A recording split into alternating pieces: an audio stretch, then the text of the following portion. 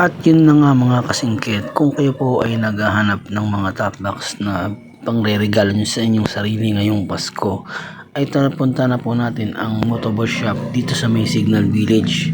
At dito sakto kayo makakapili ng inyong mga brand at meron pa sila may seat cover ng mga motor. Ayan, meron pa sila mga upuan dito binibenta. May NMAX, may Click, may pang Raider. Ayan, GRP yan, Origin mga boss.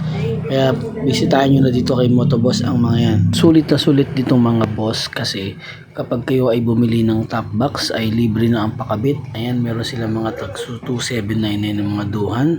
Makakapili kayo ng inyong mga top box na ireregalo para sa inyong sarili. At sakto din to sa inyo mga boss dahil dito po ay may mga ibinibenta rin ng mga murang helmet. Nandito ang mga Gile na brand pati ng SEC. At dito ay pwede rin kayong umutang under Skyro or Salmon na nakikita ko dito ang dami talaga bumibili oh.